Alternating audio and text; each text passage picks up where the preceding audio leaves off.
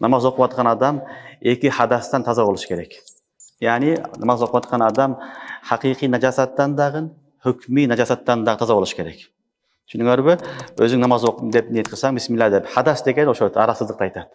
Кичинекейини билебиз, ал дарат сыңган, желчип кетти. Чоңу гусул важып болгон айтылат. Буну шариатта хүкми дарасыз деп айтылат.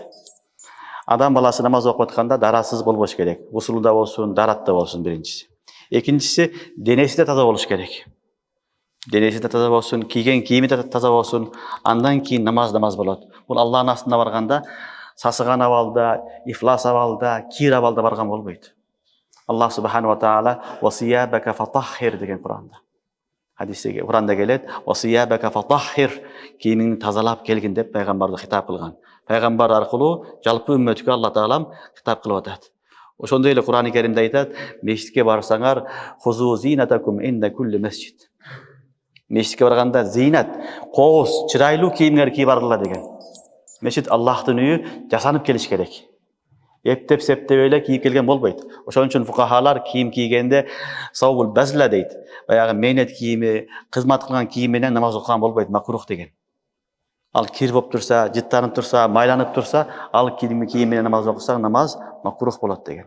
Ошого намазга келгенде, өзгөчө фарз намазга келгенде адам баласы эң жакшы таза кийимин кийип келиш керек.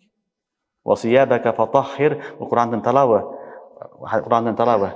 Ошон үчүн уламалар айтат, жок дегенде фарз намазга жакшы кийим кийгиле дейт. Фарз менен нафилдин айырмасы бар. Уламалар айтат, бул фарз деген сөз баягы өкмөт башчыга барып жолугам десек, мамлекеттин башчыга барам десек, эмне кыласың? Шартын айтат, ошондой кийинип, таза барасың. Анан жолугушуу болот. Каалаган кийимиң менен барсаң, киргизбейт сени. Ошол тараптарын аткарасың, анан киргизет. Кудду ошондой эле Аллах субхана ва тааланын астындагы фарз ошондой. Бул Алла тааланын тараптан чакырык болгон үчүн анда биз таза кийим кийип барышыбыз керек. Таза кийим кийип, тартип сактап отурушубуз керек. Ал эми сүннөт, нафилдер бул адамдын өзүнүн ыктыяры. Бул мухаббат. Сүннөт менен нафил бул Алланын өзү болгон, Аллага болгон бенденин өзүнүн мухаббаты.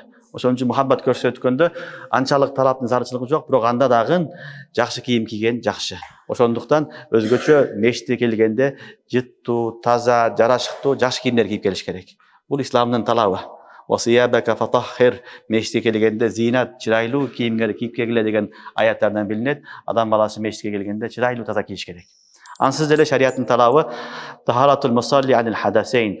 Ал адам окуп аткан адамда тахарат болуш керек, гусул да болуш керек.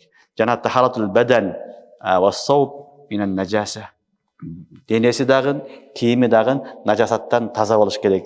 Эгерде кийимиде нажасат болсо, анда намаз болбой калат.